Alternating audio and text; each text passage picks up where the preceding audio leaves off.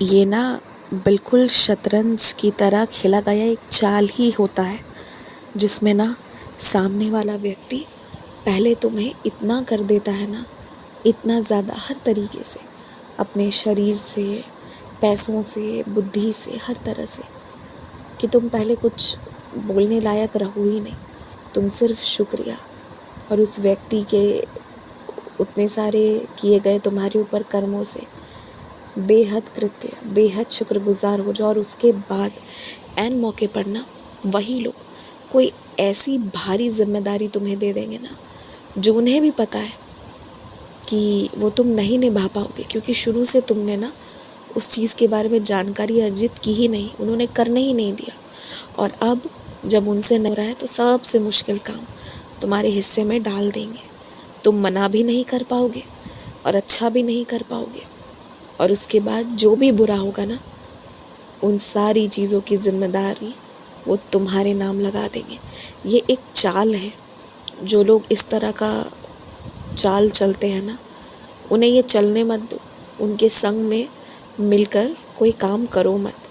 और ना तुम एक बात एकदम स्पष्ट तरीके से जान लो, किसी रिश्ते को अगर बनना होगा ना, तुम्हारे जो कुछ बेहद खास मित्र बने हैं, वो ऐसे बने हैं ना कि तुम्हारी परेशानी के समय में वो तुम्हारे लिए खड़े रहे। तुम्हारे लिए दुनिया बुरी बोल रही थी तो वो तुम्हारे लिए लड़ते रहे। तुम्हारे साथ रह रहकर वो धीरे धीरे तुम्हारे मित्र बनते चले गए। तो जहाँ पर कोई तोहफा का लेन देन होकर मित्रता बढ़ रही है ना, तो वो मित्रता नहीं, मतलब का रिश्ता है। और उस मतलब के रिश्ते को इतने पवित्र मित्रता के रिश्ते से तुलना भी नहीं किया जाना चाहिए।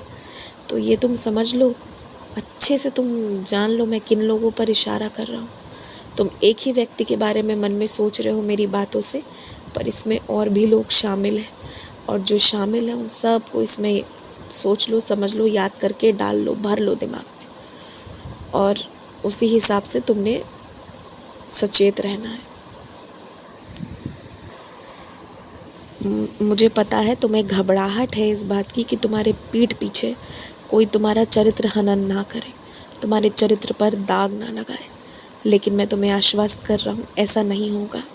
कुछ ऐसा होगा, कोई ऐसी बात निकल कर आएगी ना, जिसमें वही लोग ना जो तुम्हारे बारे में बुरा बोल रहे होंगे, उन्हीं में से कोई ना तुम्हारे बारे में कुछ पुरानी बातों को याद करते हुए कुछ ऐसा जोड़ देगा ना कि जो वो तुम्हारे ऊपर शक कर रहे थे ना, वो शक तब के तभी उसी क्षण मिट भी जाएगा। तो ये तुम देख लेना, ये मेरी लीला होगी, तुम इसके लिए बिल्कुल चिंता मत करो। और ना एक बात और मैं कहना चाहता हूँ, अपना शरीर ना किसी को यूं ही स्पर्श मत करने दो। जैसे तुम्हारी आदत है ना, सर दुख रहा है, किसी को भी बोल दिया, माथे में तेल लगा दो, सर दबा दो, या कभी पाँव दबवा लिया, या कुछ भी हो, कुछ भी हो। तो इन सारी चीज़ों में ना यूं ही किसी का भी स्पर्श तुम्हारे शरीर पर उचित नहीं है। बस मैं कह रहा हूँ तो इतनी बात का ध्यान रखना कि ये काम तुम हर व्यक्ति से मत करवाओ। इस चीज़ का बहुत ख्याल रखो। और एक दिन ना अच्छी नींद लेनी भी बहुत ज़रूरी है। आज शाम जब तुम वापस घर आ जाओगे ना, तो पहले अच्छे से सोना, जी भर के सोना।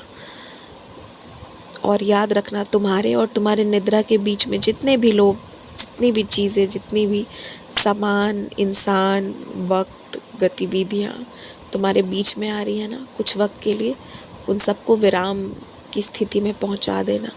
परंतु अच्छे से नींद लेना, अच्छे से सोना तुम्हारे लिए बहुत ज़रूरी है, तुम्हारे शरीर के लिए बहुत ज़रूरी है। तो ये काम करना। खूब खुश रहो, आनंदित रहो।